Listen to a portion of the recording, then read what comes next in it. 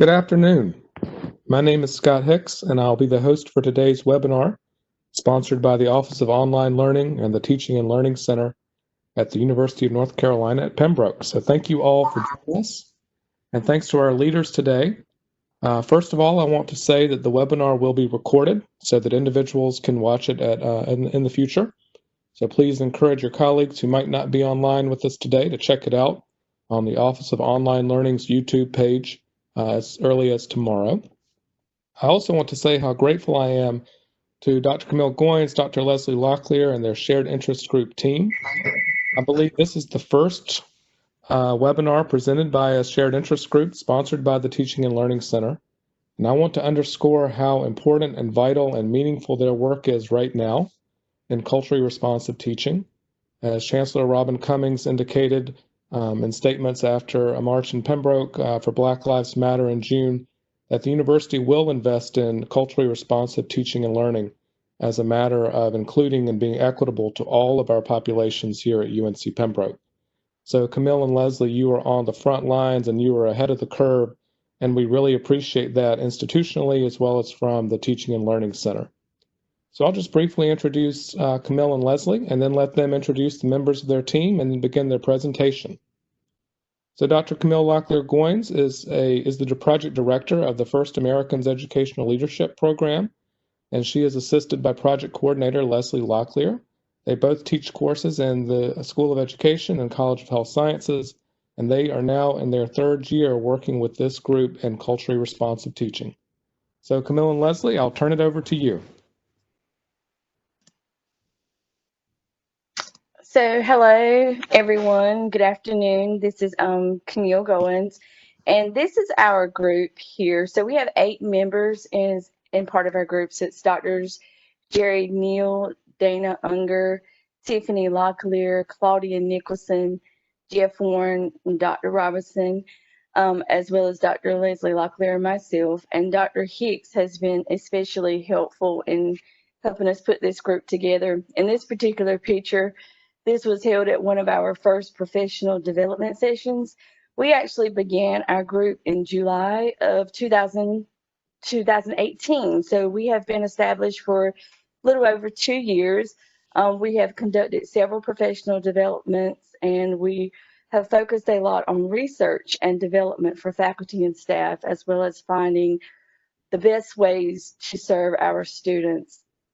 So we hope by the end of this session that you will have a greater understanding of culturally responsive teaching, as well as be introduced to some practical applications that you can begin implementing into your classes, and feel empowered to implement those applications into your courses.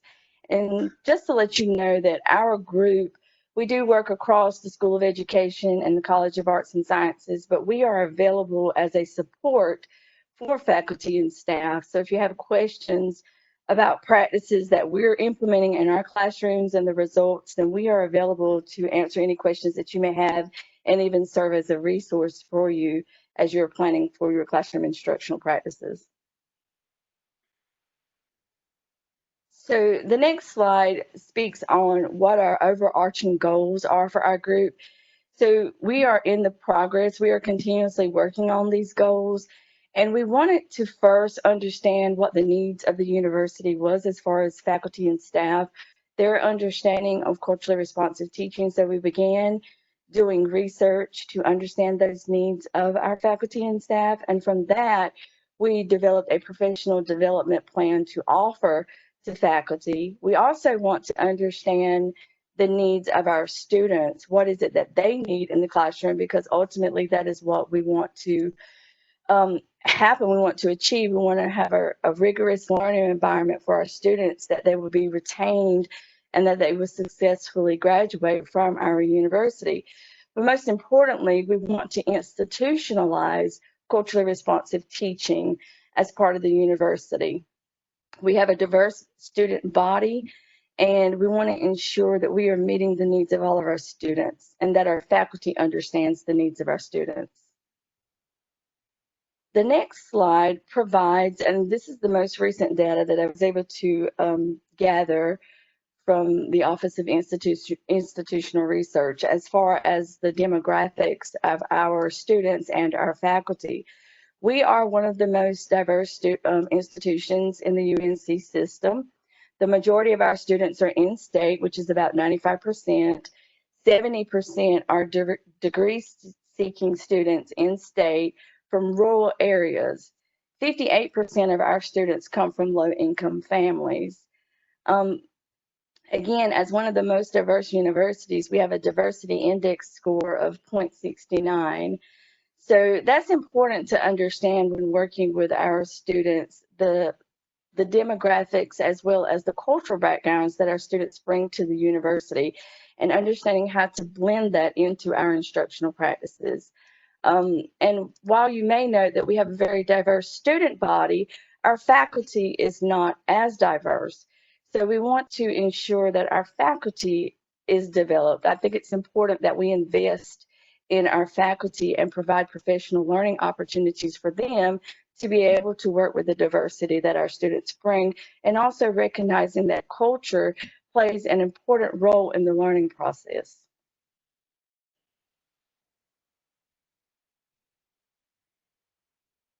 Okay. Hi, everyone. This is Jeff Warren.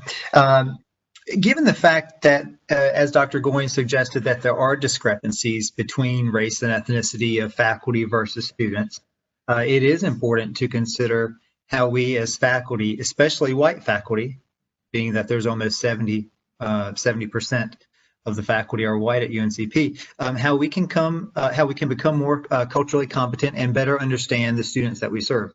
So this figure that you see on the screen here was developed by Ibram Kendi. He was recently at American University. I think he is now at Boston University, however, and he's done a lot of work on becoming anti-racist. And so that's what this figure here focuses on, becoming anti-racist. However, it can be applied to becoming a culturally competent instructor and culturally responsive teaching as well. So it is critical that instructors do not strive to remain comfortable or avoid those hard questions, which would be the fear zone, or just try to act culturally competent in the classroom. Yet, it's important that instructors strive to transform their beliefs and attitudes, embrace diversity, multiculturalism, and social justice, which I believe we will unpack some of those terms later in this presentation. The former appears to be a bit disingenuous, so just trying to act culturally competent or avoiding those hard questions, and further exacerbates the problem, i.e. Social injustices, lack of cultural competence. The latter, however, focusing on your beliefs and attitudes and transforming those, does move us toward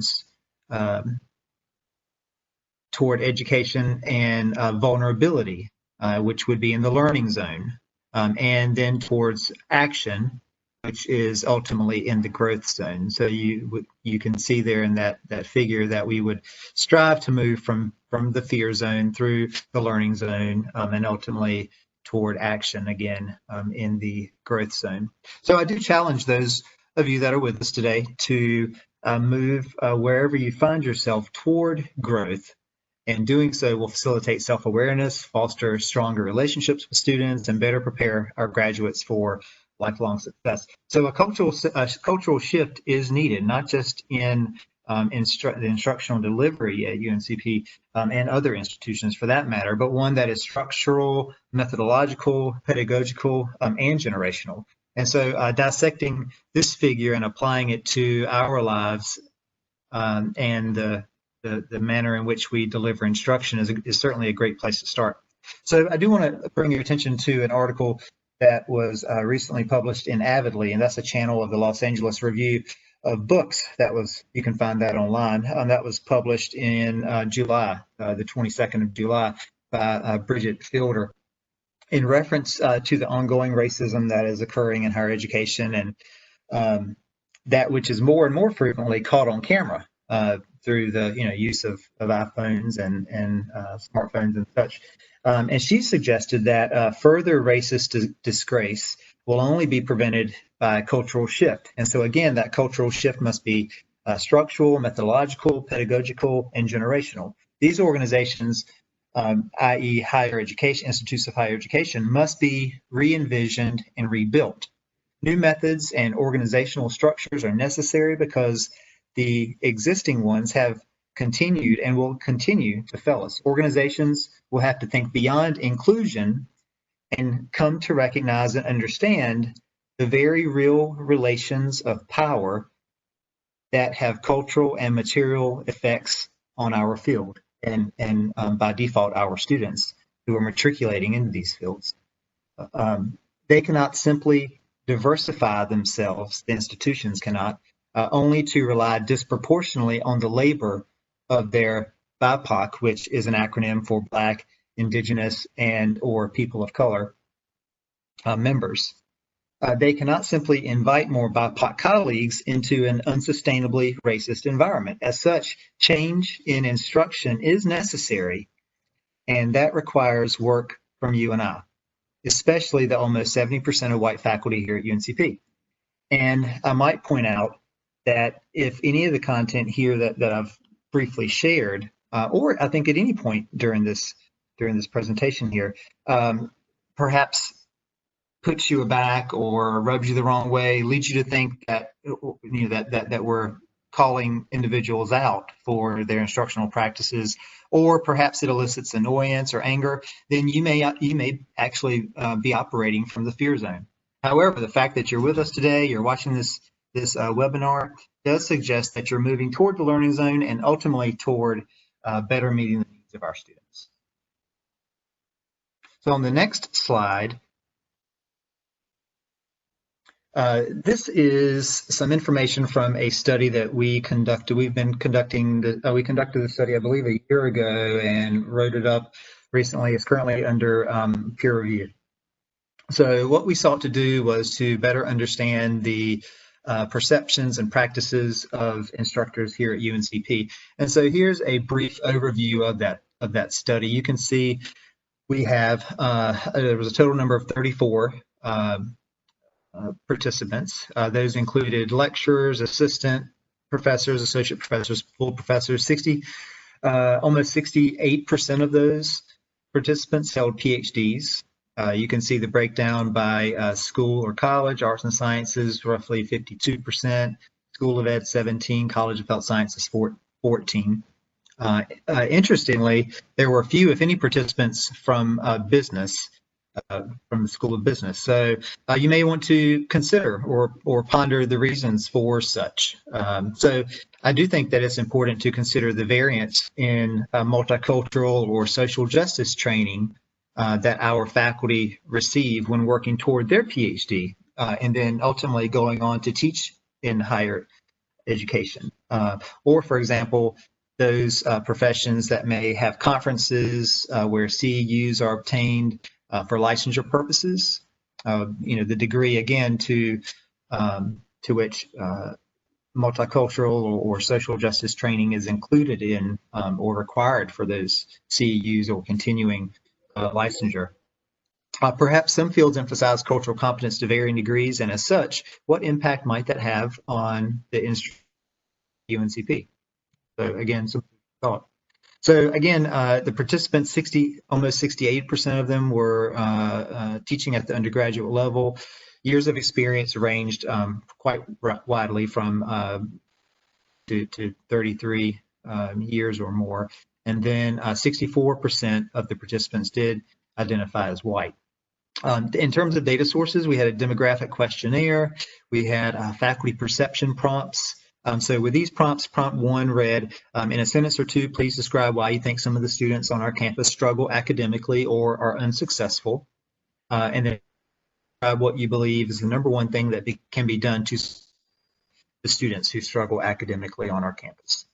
And specifically in our analyses, we considered deficit ideology when we analyzed the responses from these prompts. And so deficit ideology is the belief that disproportionate outcomes of individuals from underrepresented groups of cultural, intellectual, moral deficiencies. So this ideology sees the individual as a problem rather than the larger systemic issues. And so again, deficit ideology is a means to pathologize marginalized students and is used to explain their lack of academic achievement. And then we also use two additional surveys, as you can see there, the Culturally Responsive Teacher Preparedness Scale and the Culturally Relevant Teaching Survey. And if we take a look at the next slide here, this is just a brief overview of the analysis and key findings here. So we did use Pearson product moment correlation coefficient and hierarchical regression analysis to analyze the quantitative data, and then we conducted a content analysis on that first prompt, and then a thematic analysis across both prompts. And these are some of the key findings here. So for the participants that completed the instruments, the measures here in the study, quality of multicultural curriculum and instruction was significantly and positively related to the frequency of use and the desire of use. So in short, the greater the multicultural instruction that's being delivered, the more it was used, and the more or the greater the instructors had a desire to use it. So you can see that positive relationship there.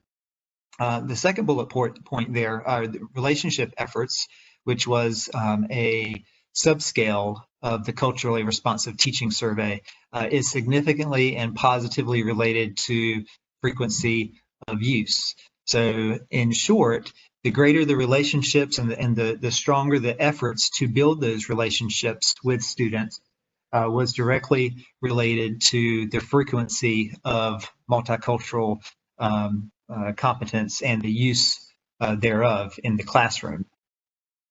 And so the last bullet point here, race and ethnicity and deficit ideology, we found that to be those variables to be related to and predictive of the participants' responses on the relationship and expectation establishment subscale of the Culturally Responsive Teaching Preparedness Survey there. So it is important to note there with that third bullet point that white instructors and those who maintained a deficit ideology were more likely to have of relationship and expectation establishment than instructors of color. So it could very well be that perhaps the privilege that the white instructors maintain and their lived experiences impeded those relationships and perhaps the strength of the relationships and willingness to develop those relationships. And clearly the deficit ideology, as you might imagine, taking back to that definition, can certainly serve as a barrier to building those relationships with students. So it is important to note when we took a look at the qualitative findings and the results of this study, that an integration of these findings as a whole appeared to position university instructors in a bit of a quagmire. So participants indicated that they would like to deliver more culturally responsive instruction, yet findings indicated that they believe an expansion of academic advising to be the key to student success. So additionally, results suggested participants have actually have difficulty relating to and communicating expectations with students, perhaps due to, as I suggested earlier, their privileged position and the deficit ideology that they maintain.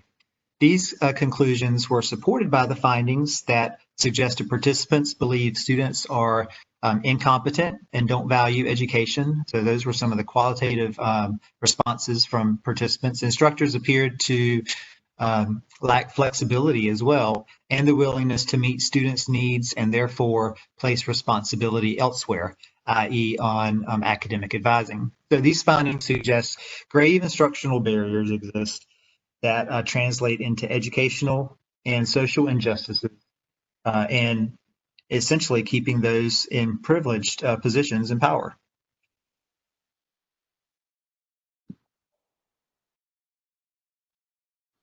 So when we begin to think about instructors or faculty being culturally responsive in relation to teaching and learning, we want to urge you to not isolate your perspective or your lens to only race.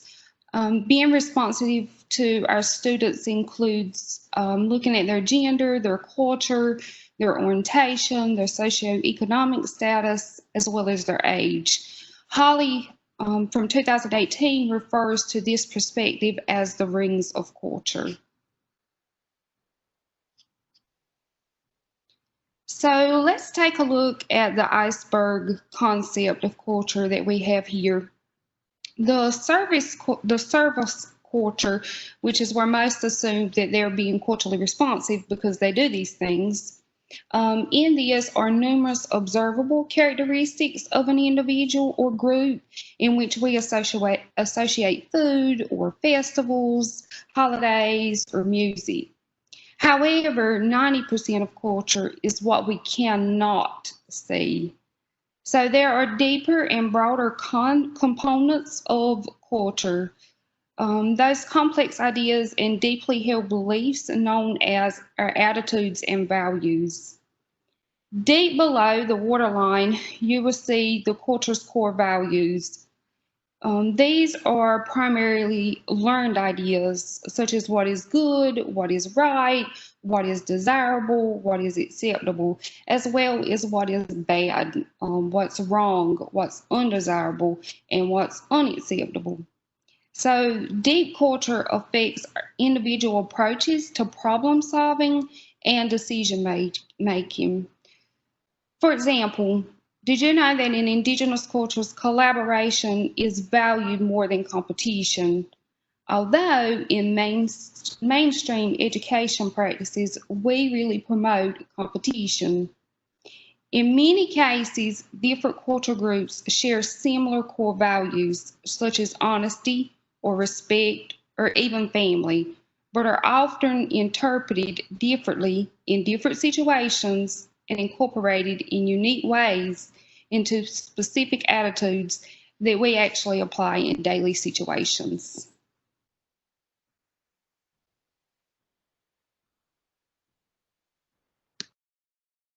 So when it comes to culturally relevant teaching, I think the most important thing to know is the history and the root of culturally relevant teaching and where it came from. So it was presented as a model, and a lot of you may recall it goes all the way back to 1995 with Ladson Billings, and the three critical points of culturally relevant teaching that she brought to light were academic success, cultural competence, and socio-political consciousness. And I think in today's world, these three are critically important. We have a lot of our instructors that do really great at valuing the academic success of our students, but sometimes we lapse in the idea of understanding that we want to build cultural competence within the individual and within their ability to also work with other cultures. And in today's world, we also want to have a focus on that socio-political consciousness. So basically, we want to create good citizens and good humans that are coming out of our institution and going out into the broader world. Here on the left, you'll see that I provided those distinct definitions of what culturally relevant teaching is, and it really is seeing the curriculum, the work that you do through the eyes of your students. And as Dr. Tiffany presented, through those rings of culture. So not just thinking about race, but all of the unique ways that their identities are folded into your curriculum, making sure that it is apparent to them in your classroom. So you may be wondering, what might this look like? So one thing that we want to avoid is overgeneralizing behavior. So this may particularly be relevant in today's world where we see a lot of generalizations and stereotypes. So even though you may learn about specific cultures and specific aspects of a culture, realizing that every single individual is different and taking the time to speak to that individual to understand their lens, their culture, and their point of view. And another thing is, don't expect any individual student to speak or be a clear representative of their culture within the classroom. So utilizing diverse experiences and perspectives as a resource, so allowing students to share, allowing students to be a part of the curriculum building, the syllabus building, allowing students to be represented in that work is critically important. And also plan opportunities for students to share their culture and share aspects of their lives outside of the classroom.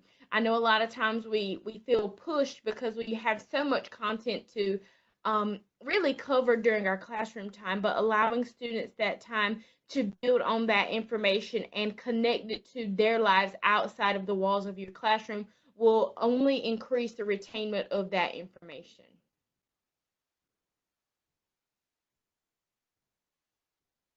So Hammond noted that all instruction is culturally responsive. The question is to whose culture is being responded to. So in many cases, most instructors are responding to a culture within their instructional practices, but whose culture are we responding to is the question that we need to ask. So what can culturally responsive instructors do? It begins with really using the students' cultural experiences in your daily instruction. So of course that has to come with a lot of conversations in the classroom, a lot of getting to know you more than just your name and what school you're from or the location you're from, but really asking some deep questions with students so that you can make those key connections with the instruction. Embracing their native language, their history, and using their culture as assets. I say, and I came from K-12, and we want to get everyone to speak English. However, there's value in understanding the native language that people bring to the classroom. So utilizing that as a part of your instructional practices. Just start by defining what culturally responsive practice looks like and what that pertains to your own context that you're teaching. And I would also encourage you to take a look at the assessments that you're using within your classroom. I know in many cases our textbooks provide us with multiple choice questions or certain types of questions, but how could you reframe those assessments that you're using to match the cultures that are represented in your classroom just by changing some of the vocabulary or the terminology used in your assessments to make those key connections with your students? So really ask yourself, what do you know about your students? And how can you make those connections with what you're teaching each and every day? Create that environment that represents and respects all of your students. For example, if you have students that are coming to you and primarily they are first generation college students, it's really going to change the way I present the material within my classroom or even the conversations that I have with my students. So really getting to understand more about the culture and the families that my students bring into that classrooms. And there's a lot of activities that you can do just as precursors before getting started into your main content that we'll share with you later in this course. And always, or the session, but always communicate highest expectations for everyone. So the overall goal of culturally responsive teaching is that you are creating a rigorous environment for each and every student that's there. So that's the overall goal, and that they're successful in that environment. The next slide shows some expected outcomes that we hope by implementing CRT practices into your classroom, what will happen, what differences you will see. So culturally responsive teaching recognizes the importance of including students' cultural references in all aspects of their learning. They can't separate what they're learning each and every day from their everyday lives. So how do we make those connections, really humanize or personalize that learning process for them? Of course, we're hoping that they're going into a career and we want to make them successful beyond college, but how can we really make those connections with all the content that they're learning and make it really personable? And see the learner for who they are, meeting them where they are. As we mentioned, a lot of our students are first generation college students. They are coming from a high minority population. Some students are coming from lower socioeconomic status. So meeting them where there may be some areas that we do need to provide that additional support. As we found in our research that advising was much needed, but your professor can serve as a great advisor on that content because they are the experts. So how can we really help our students in that learning process, helping them make connections with their everyday lived experiences, making that learning meaningful, and really encouraging their social and emotional development throughout this process, helping them with the learning process, with conflict, with working with others, and integrating with other cultures within the classroom. And that the faculty and staff, our goal is that faculty and staff will become immersed in learning other cultures, that would be one of our professional development goals, or one of our professional goals is that we want to learn about the other cultures that are represented on our campus and within our classrooms, and integrate that cultural knowledge throughout all university operations, that we're not just, as we showed in the Iceberg, celebrating a certain month for a certain racial group or a certain ethnic group, but that every day we are highlighting the cultural aspects of our students. Because as Dr. Lawrence once mentioned, we are this way 365 days out of the year. So make sure that we are integrating that throughout all university operations, not just in the classroom, but that we see culture represented throughout the university.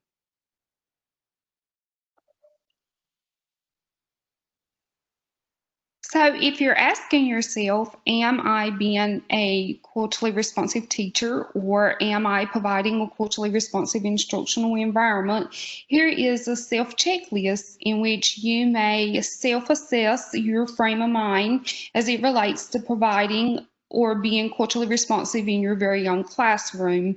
We truly believe that self-reflection promotes growth, allowing you to pinpoint areas of strength that you may have and then develop goals for areas of improvement. So you could just take a look at some of these and rate yourself, and then we'll offer a link to this for you after the session.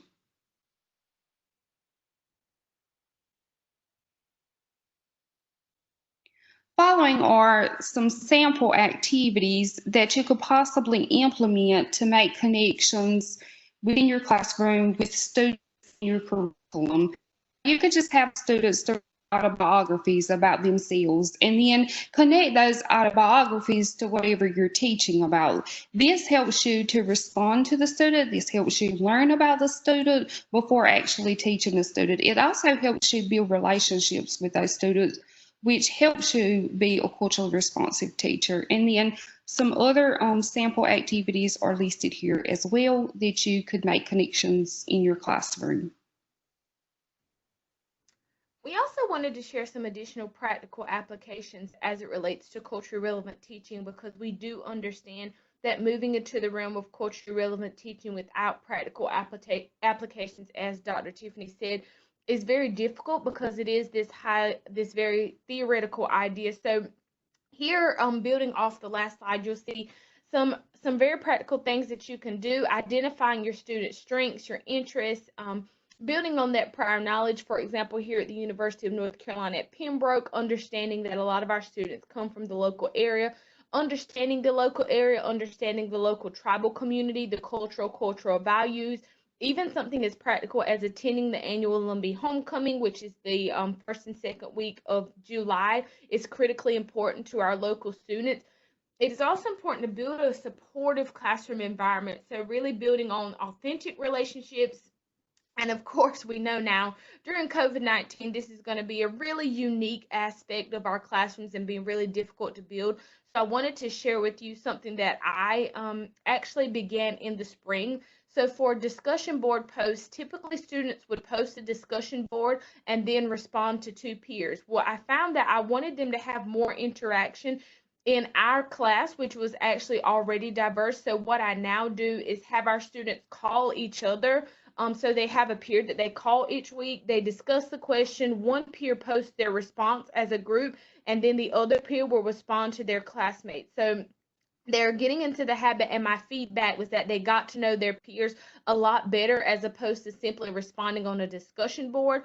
I also want to encourage you to look at your curriculum, ensure that you have that level of rigor, increase the relevancy. So looking at the authors that you have, are they diverse? Do they represent your student body? Reflect on those various aspects. And of course, build on the community that we have here at UNCP. So connect not only to the various departments, but the outside aspects of our community to integrate students into the campus and the community to increase not only their identity, but also to share information about additional cultural aspects that they may be interested in. So we hope that this presentation has allowed you to, if not continue to be interested in culturally relevant teaching, to garner more interest. And here you'll see something that we like to call the instructor's pledge. And it really is just your commitment to taking that step to ensure that your course is going to be relevant and attentive to your students' needs. Realizing that we want you to connect to every single student in your classroom, which of course we know that means a lot more work. That means every semester will look different, every single lesson will look different. So we just want to encourage you to take this pledge to really reflect on your practices in today's educational classroom and commit to making it the best place for the students at UNCP. And here we've also provided our references for you for those additional things that you may want to seek out, and also our contact information for both Dr. Goins and myself. Thank you all so much. Thank you so much. Again, if you're listening in and you have some questions, please type them into the chat box. I want to start with maybe a question to continue the conversation that Dr. Leslie Locklear started talking about this transition to online or hybrid learning. I know that many of our colleagues might be anxious or nervous about transitioning again online or teaching in an online or hybrid modality. What kind of opportunities do you think that online learning offers for our students and for us as culturally responsive educators? And what kind of challenges do you think we need to think about as we think about online teaching and learning? Dr. Hicks, I'd be happy to kick off that conversation. I think a few of us have gotten experience. If you taught over the summer or in the latter parts of the spring, we already sort of made this transition, and for a lot of us, it was very difficult. For me personally, I found so much value in, even though I was teaching a class that was listed as online, having synchronous times when we would jump on a WebEx together. I found that extremely valuable. So we stuck with the same class time, and we would simply all join at the same time. Of course, we did not do a 3-hour session. We typically did a 30-minute to an hour session where we really just had a very candid conversation. And one thing that I found important, and of course this goes back to I am in the counseling department, is I started with the check-in. That was a mental check-in of how are you doing, how are things going, what are you struggling with, and how can I help? And personally, I got a lot more positive feedback on simply that, because I did not necessarily overshadow all that was going on in the world. And it even allowed me to reshape some of my assignments. So I do reflection journals for my students and allow them to just say, hey, how are you feeling? What is going on? What is overwhelming you? And let's talk about it. So I think that was really valuable. But of course, another setback to that is we do work with students that have a very busy schedule. So I had to set that understanding up front that you are required to be online at this time, because I found value in that communication at that one time. Right. And I'll share some things that I've done this summer too, going to an online class, because the course that I was teaching, I prefer it to be in class, just because we do so much interaction and so many different activities. So just a couple of things that I utilized this summer that has been successful. Flipgrid, I don't know if anyone's used that, but that has been a great resource just to be able to see another person's face and actually do more interaction with discussions as far as Flipgrid and posting a video.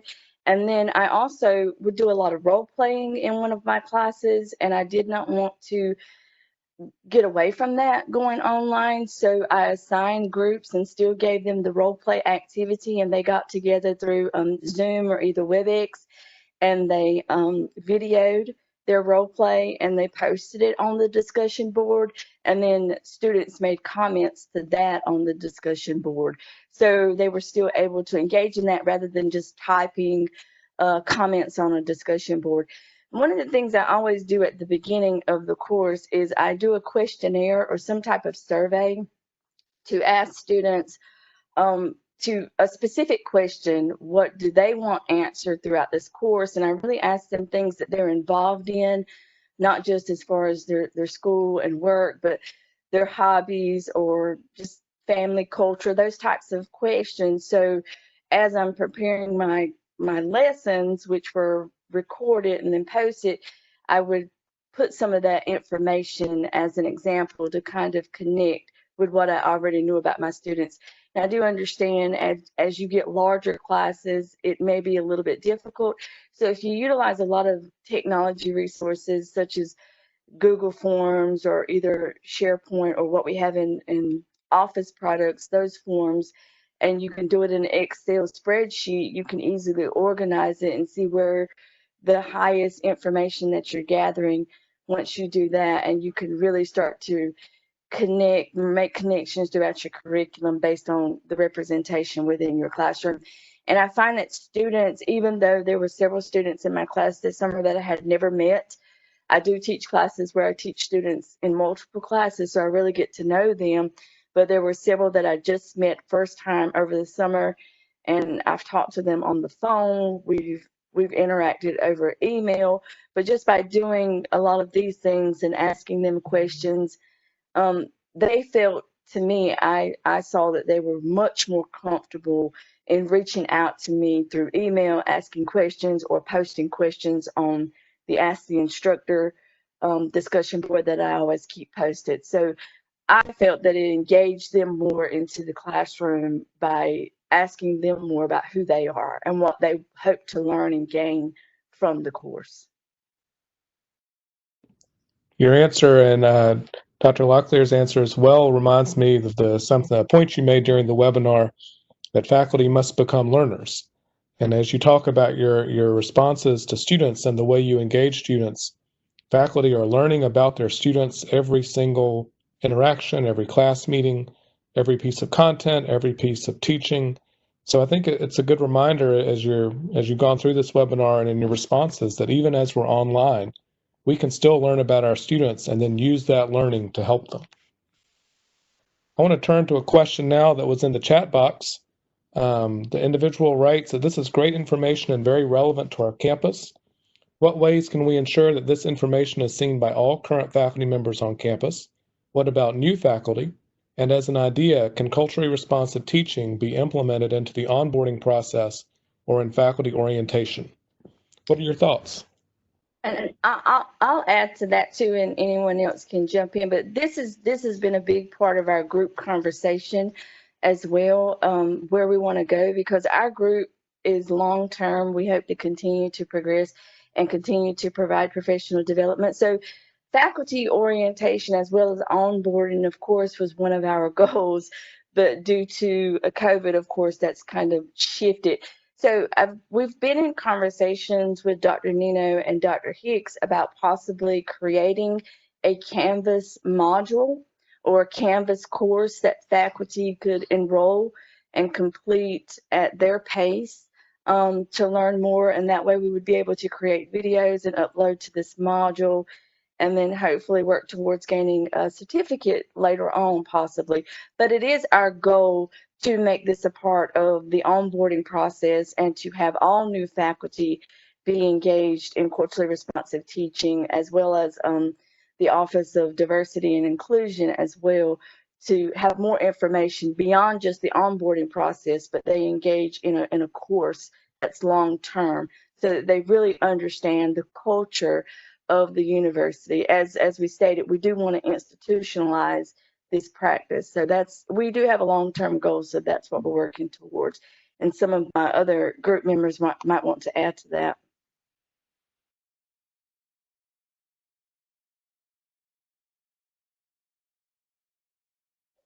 I would just like to say that I think CRT is definitely not a goal. It's a continuing process, which I think is the beauty of it, is that you are never culturally competent. And so for someone who is in academia who feels like I should be an expert in my field, to really take that pressure off of me and know that there's never a final point for CRT is great, but allows me the room to continuously learn and grow with every semester, with every group of students, and as I continue to mature in the field, realizing that CRT has so many opportunities for growth and allows us as faculty and staff the opportunity to experience so many different things. I'd like to just add to that if I could. I think, it's take a look at the structure of universities and then also policies that are put in place, and really encourage faculty to practice and deliver culturally responsive instruction. And so if our department heads or department chairs, academic affairs, really invest in a couple of things. I think one, looking at looking at evaluation, students' evaluation of instructors. Are there items in that evaluation that touch on culturally responsive instruction? How did the student feel in terms of their culture being valued in class and during instruction over the course of a semester, for example? And then furthermore, in terms of annual evaluations and chairs evaluations of faculty members, I think it's an opportunity for chairs to touch on the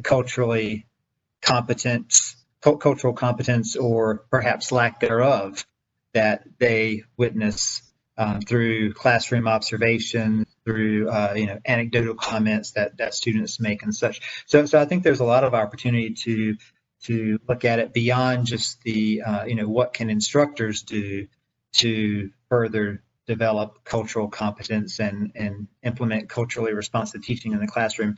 What can chairs do? What can academic affairs do? What can the university do as a whole to support this work as well? And I want to underscore something that I think is unique about your shared interest group in terms of the institutionalizing culturally responsive teaching. Your group has made it part of its work and foregrounded as its work sort of scholarship of teaching and learning. So thinking about the kind of scholarship that our faculty do, that can be culturally responsive scholarship, that can be part of that promotion and tenure, post-tenure review, appointment and hiring process. So I think your group provides faculty at UNCP with an incredible model for doing the right kind of teaching, doing teaching that engages our students, as well as doing the kind of service and research that matters so much too. So I just want to thank you and your team for doing that. Are there any other questions in the chat? I'm not seeing any questions in the chat, so I'm going to give the last word to Dr. Goins, and then I'll just give a quick reminder about some upcoming programs. Just thank you to everyone who attended or who may be watching this at a later time. Again, our group is here as a resource, and be on the lookout for an upcoming professional development in the fall. So the goal is that our group will offer professional development sessions at least once each semester.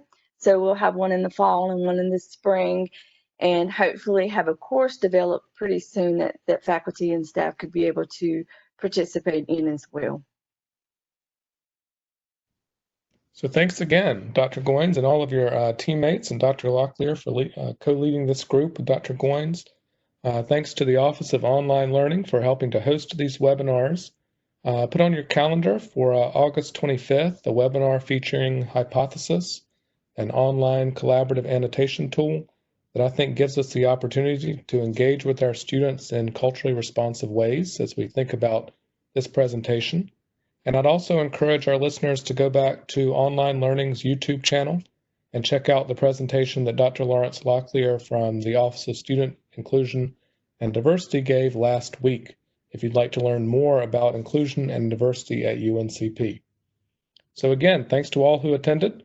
It's been a pleasure, and thanks to our presenters. Have a great day.